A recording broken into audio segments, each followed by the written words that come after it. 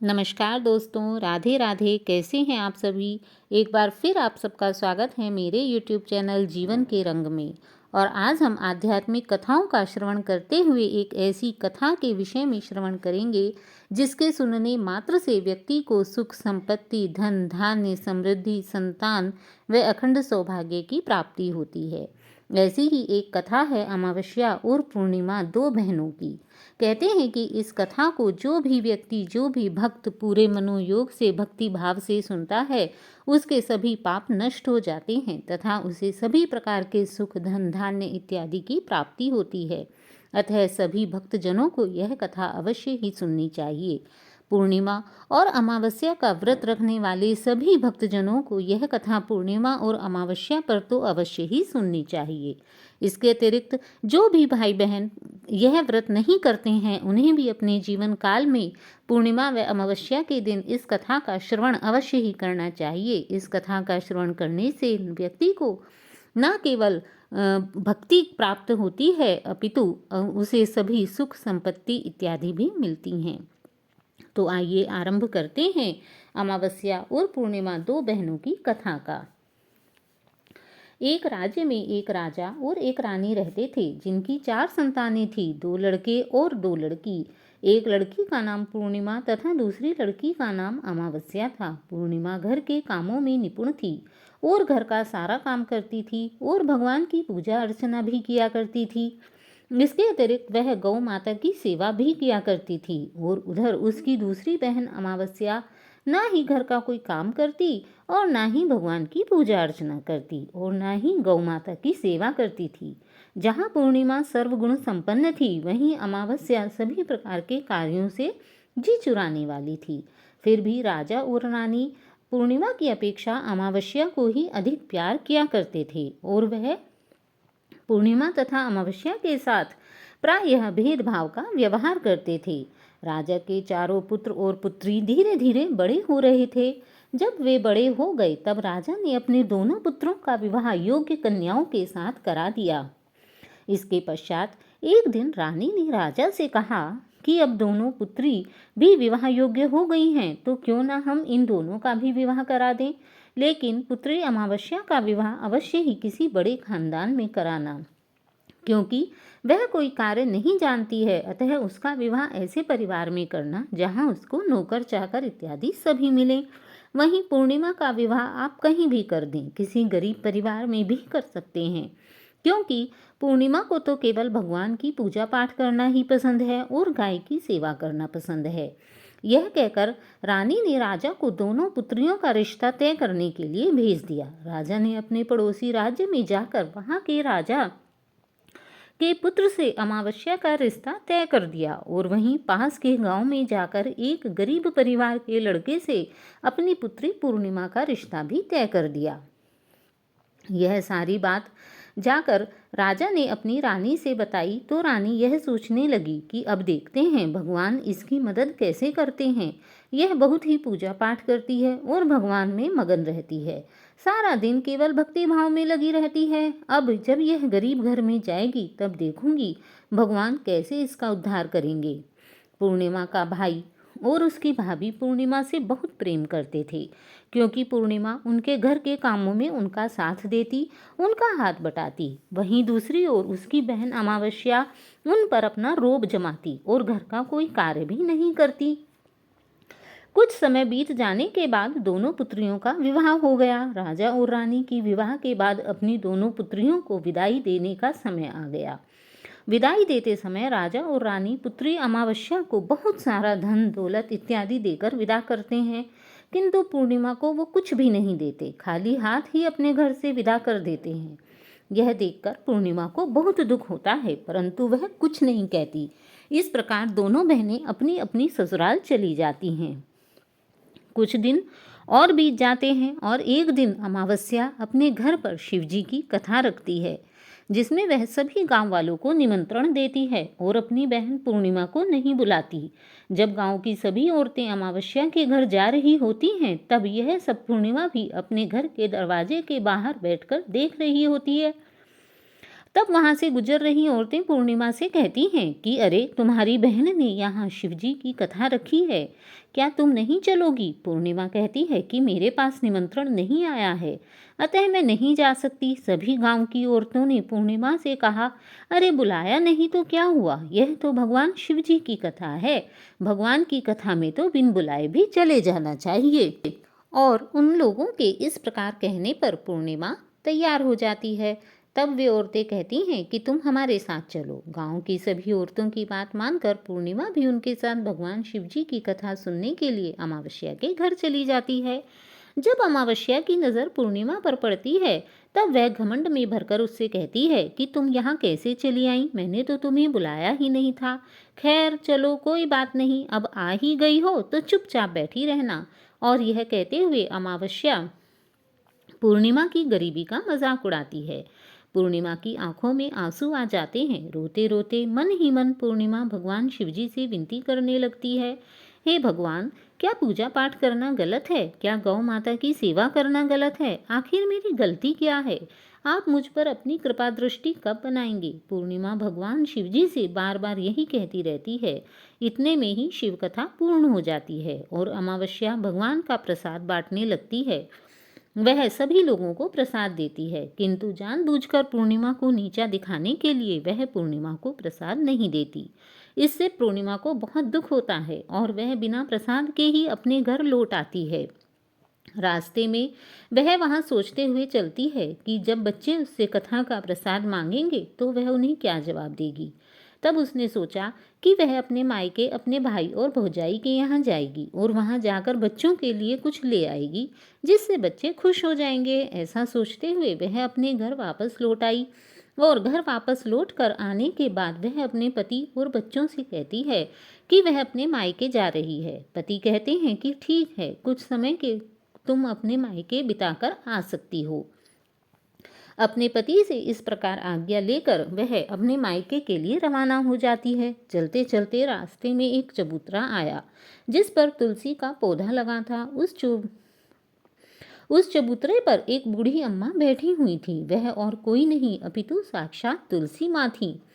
उस बूढ़ी माता ने पूर्णिमा से कहा, बिटिया तुम कौन हो और कहाँ जा रही हो? पूर्णिमा अपना परिचय देती है। परिचय देने के बाद बूढ़ी औरत ने पूर्णिमा से कहा कि यह तुलसी का पौधा सूख रहा है, इसमें थोड़ा पानी डाल दो और इस चबूतरे की साफ सफाई भी कर दो, जिससे मुझे थोड़ी ठंडक मिलेगी। तब पूर्णिमा कहती है, ठीक है माँ, मैं तुलसी में पानी डाल देती हूँ और यहाँ साफ सफाई भी कर देती हूँ। पूर्णिमा तुलसी में पानी डाल देती है और उस चबूतरे की अच्छी प्रकार से साफ सफाई कर देती है। इसके बाद वह बूढ़ी अम्मा को भी नहला देती है और बूढ़ी अम्मा की भी सेवा करके उनके पैर आदि दबाती है और बूढ़ी अम्मा से कहती है, माँ जी और बताइए, मैं आपकी क्या सेवा करूं? और कोई काम है तो बता दीजिए, मैं कर दूंगी। बूढ़ी अम्मा ने कहा, कुछ नहीं बेटा, अब कुछ काम नहीं है, तुम जाओ, वापस आते समय मुझसे मिलती हुई जाना। पूर्णिमा ने बूढ़ी अम्मा से कहा, ठीक है माँ जी, मैं जाती हूँ, वापस आते वक्त आपसे मिलते हुए जाऊंगी। कुछ समय आगे चलने के बाद एक शिवजी का मंदिर आता है। वहाँ उसे एक बूढ़े बाबा मिलते हैं जो मंदिर के बाहर बैठे हुए थे। वह कोई और नहीं अपितु साक्षात भोलेनाथ थे। उन्होंने पूर्णिमा से कहा, अरे कहाँ जा रही हो बेटी, तुम कौन हो? तब पूर्णिमा ने अपना परिचय दिया। फिर उस बूढ़े बाबा ने पूर्णिमा से कहा, हे बेटी, इस मंदिर की सफाई कर दो। तब पूर्णिमा ने मंदिर की और मंदिर के चबूतरे की सफाई कर दी और वहाँ पर पूजा पाठ अर्चना आदि भी की। साफ सफाई पूजा अर्चना आदि करने के बाद उसने बूढ़े बाबा को नहला भी दिया और उनसे कहा, बाबा और कोई काम हो तो बताइए। तब बूढ़े बाबा ने कहा, नहीं बेटी, अब तुम जाओ, वापस आते वक्त मुझसे अवश्य ही मिलती हुई जाना। पूर्णिमा ने कहा, ठीक है बाबा, मैं वापस जाती हूँ, वापस आते हुए आपसे अवश्य ही मिलते हुए जाऊंगी। इस प्रकार चलते चलते कुछ दूर चलने के बाद पूर्णिमा को एक काली जी का मंदिर दिखाई देता है। वहाँ भी एक बूढ़ी अम्मा चबूतरे पर बैठी हुई थी। उस बूढ़ी औरत ने पूर्णिमा से कहा कि बेटी तुम कौन हो और कहाँ जा रही हो?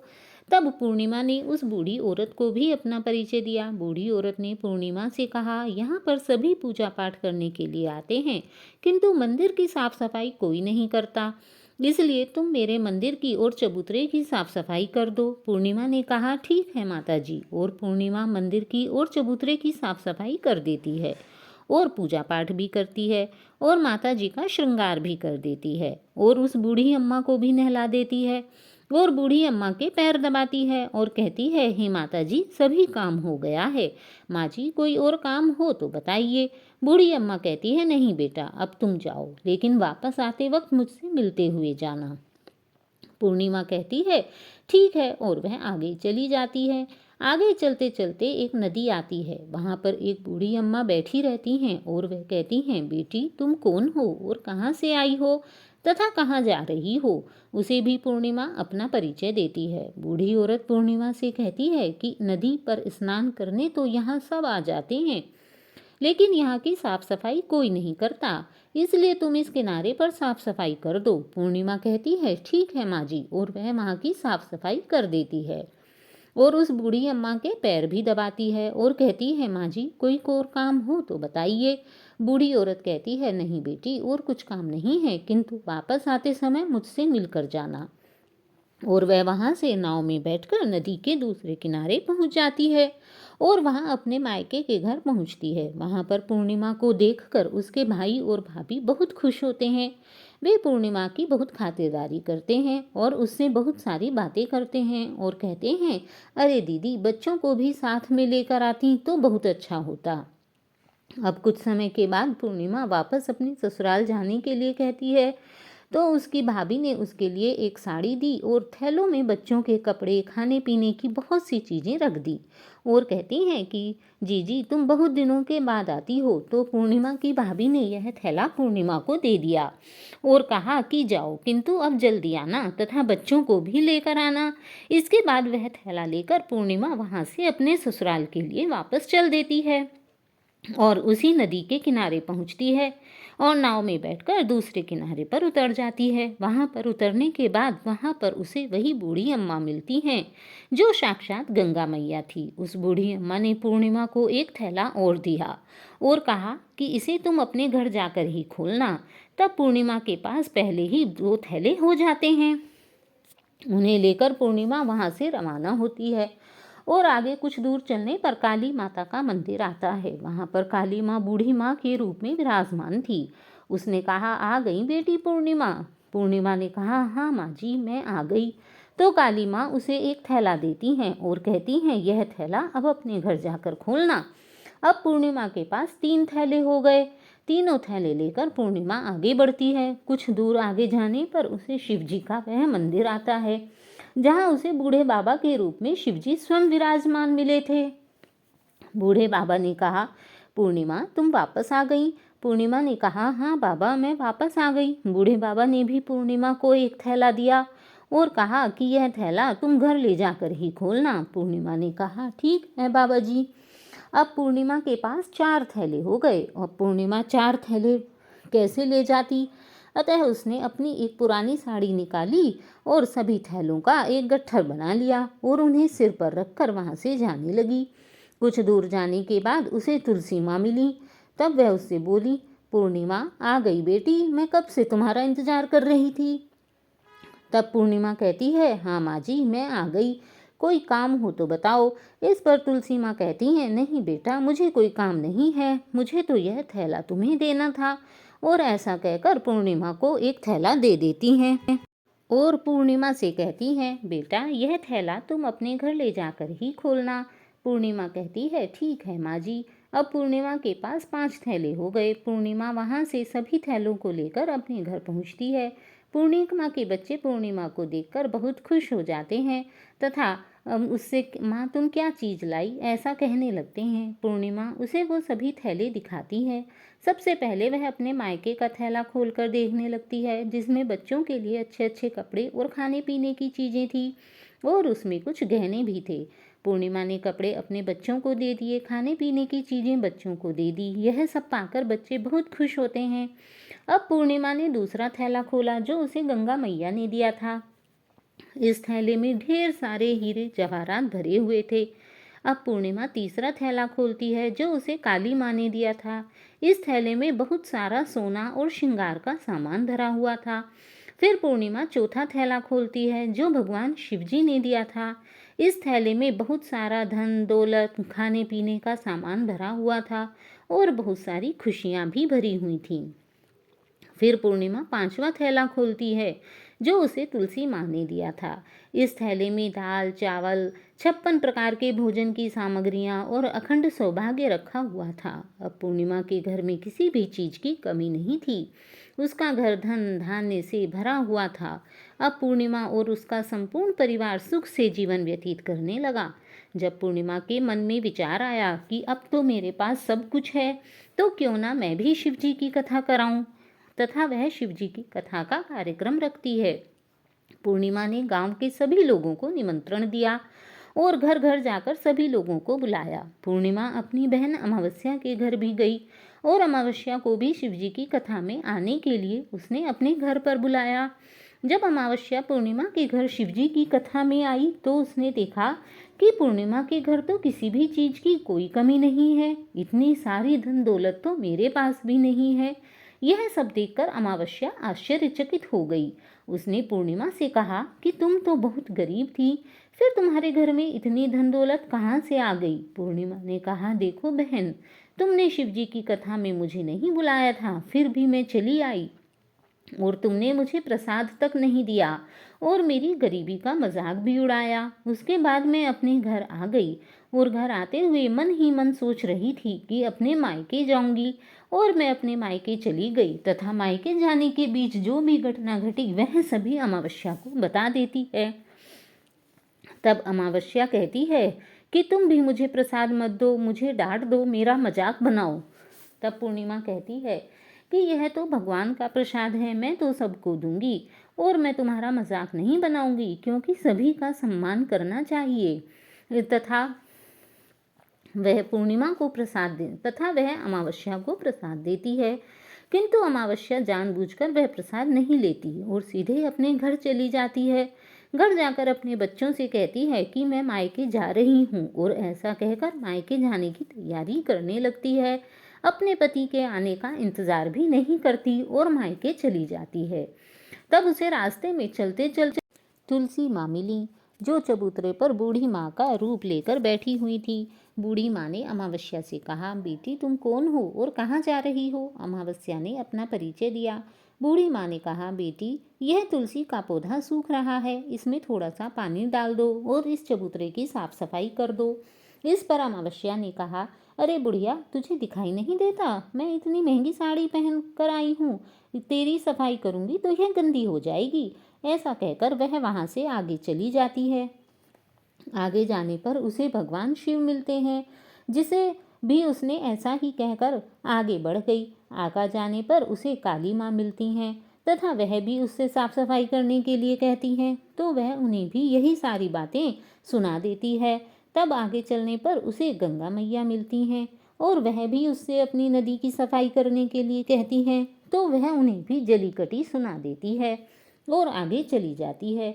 इसके बाद अमावस्या जब नाव में बैठने लगी तो उसे नाव में फूलों की जगह कांटे भरे हुए मिलते हैं जो उसके पैरों में चुभ रहे थे, किंतु वह किसी तरह किनारे पर उतरकर वहां से अपने मायके चली जाती है। जब वहां से उसे भाइयों ने तथा भाभियों ने आते हुए देखा तो मन ही मन कहने लगती हैं, काम की ना काज की, 2.5 मन अनाज की, आ गई अब तो ठीक है, चलो आ ही गई हो तो बैठ जाओ। पूर्णिमा तो हमारे काम में हाथ बटाती थी, यह तो कोई काम करेगी नहीं। तब उन्होंने खाना बनाया और खा पी कर सो गए।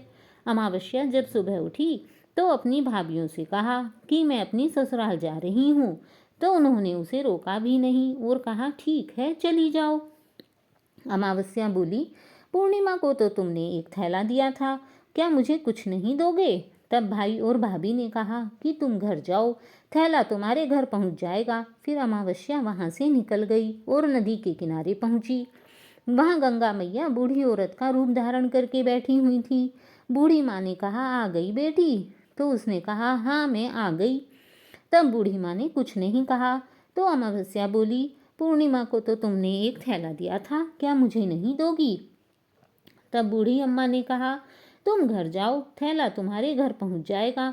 इसके बाद घर आने पर उसे आगे चलती रही तो उसे काली मैया मिली, जिसने भी अमावस्या को यही कहा। इसके बाद आगे जाने पर उसे शिवजी भगवान मिले। उन्होंने भी अमावस्या को थैला नहीं दिया तथा घर पहुंचाने के लिए कह दिया। जब वह आगे चली तो तुलसी माँ मिली। उसने भी अमावस्या से यही कहा, तुम घर जाओ, थैले तुम्हारे घर पहुंच जाएंगे। यह सुनकर अमावस्या बहुत खुश हुई और उसने सोचा, चलो अच्छा है, मुझे थैलों का बोझ नहीं ढोना पड़ेगा, थैले खुद ही मेरे घर आ जाएंगे। ऐसा सोचकर वह खुशी खुशी अपने घर पहुंच गई। उसने वहां जाकर आंगन में देखा तो वहां पर 5 थैले पड़े हुए थे। अमावस्या मन ही मन खुश होने लगी और सोचने लगी, अब तो मेरे पास बहुत सारा धन दौलत हो जाएगा।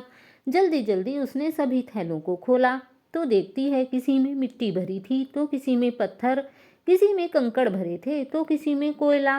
उसे मायके से भी कुछ नहीं मिला था। अब वह अंदर जाती है। अंदर जाकर देखती है तो उसके पूरे घर का धन दौलत इत्यादि सभी नष्ट हो गया था। उसके घर में गरीबी पसरी हुई थी। सब जगह मिट्टी कंकड़ इत्यादि भरे पड़े थे। यह देखकर वह बहुत डर जाती है और दौड़ती हुई पूर्णिमा के घर जाती है तथा कहती है, तुम्हें तो इतना सब कुछ मिला किंतु मुझे तो कुछ नहीं मिला। उल्टा मेरे घर का धन धान्य समृद्धि आदि सभी नष्ट हो गई। तब पूर्णिमा कहती है, जब मैं अपने मायके जाती हूँ तो अपनी भाभीियों के साथ उनके काम में हाथ बटाती हूँ तथा उनके साथ मिलकर काम करती हूँ, लेकिन तुमने ऐसा कुछ नहीं किया, उनकी इज्जत भी नहीं की, इसलिए भला वे तुम्हें क्या देंगे। और तुमने गंगा मैया को भी ठुकरा दिया, काली माँ को भी ठुकरा दिया, भगवान शिव जी की भी पूजा नहीं की, इसलिए उन्होंने भी तुम्हें कुछ नहीं दिया। अमावस्या कहती है, बहन तुम मुझे माफ़ कर दो, मैंने तुम पर हमेशा अत्याचार किया, मुझे कुछ नहीं मिला, इसकी कोई बात नहीं है, किंतु कृपया करके तुम भगवान की भक्ति मुझे दिला दो, जिससे मैं भी आगे से भगवान की भक्ति करूंगी तथा गौ माता की सेवा करूंगी। अमावस्या की ऐसी बातें सुनकर पूर्णिमा को उस पर तरस आ जाता है तथा वह उसे भगवान की भक्ति करना सिखा देती है। अब अमावस्या भी अपना सारा घमंड भूल जाती है और भगवान की भक्ति करने लगती है। तब पूर्णिमा कहती है कि तुम 3 सूत्र का ज्ञान ले लो, उसकी कथा करना। पहले सूत्र में दया मांगना, दूसरे सूत्र में कथा मांगना और तीसरे सूत्र में 108 बार ओम नमः शिवाय का जाप करना। तब पूर्णिमा इस प्रकार अपनी बहन अमावस्या को यह 3 सूत्र दे देती है। अमावस्या इन्हें अपने हृदय में बसा लेती है। मैंने भी यह 3 सूत्र अपने जीवन में अपनाए थे और सच्चे मन से भगवान भक्ति की पूजा पाठ की थी। फिर भगवान ने मुझे यह सब कुछ दिया और तुम्हारे पास जो कुछ था वह सब तुम्हारे घमंड से खत्म हो गया। अतः अमावस्या, अब तुम भी इन सूत्रों को अपने मन में बैठा लो तथा भगवान की पूजा करो। तब अमावस्या वे 3 सूत्र लेकर अपने घर आ जाती है और भगवान की पूजा पाठ करने लगती है। भगवान शिव जी उसके बहुत अधिक प्रसन्न हो जाते हैं तथा उसे वरदान मांगने को कहते हैं। उधर गौ माता भी उसकी सेवा से बहुत प्रसन्न होती है तथा उसके घर को पहले की जैसे परिपूर्ण धन धान्य से भर देते हैं। जय गंगा मैया, जय शिवजी महाराज, जय तुलसी माता। हे प्रभु, जिस प्रकार आपने अमावस्या की सभी भूलों को माफ़ किया तथा उसके घर को पहले के समान धन धान्य से भर दिया तथा पूर्णिमा की गरीबी दूर कर उसे अखंड सौभाग्य धन धान्य समृद्धि प्रदान की, उसी प्रकार आपकी पूजा करने वाले, आपकी इस कथा को सुनने वाले सभी भक्तों पर दया करना, सभी को अखंड भक्ति देना, सभी को अखंड सौभाग्य देना, उनके घर में धन धान्य भरा रहे। जय श्री कृष्ण, जय शिव जी महाराज। तो दोस्तों, आपको पूर्णिमा व अमावस्या की यह कथा कैसी लगी? यदि आपको यह कथा पसंद आई हो तो प्लीज़ मेरे इस वीडियो को लाइक कीजिए और ऐसी ही और कथाएं सुनने के लिए चैनल को सब्सक्राइब कीजिए। इसी के साथ मिलते हैं किसी दूसरी आध्यात्मिक कथा के साथ। तब तक जय श्री कृष्ण, राधे राधे।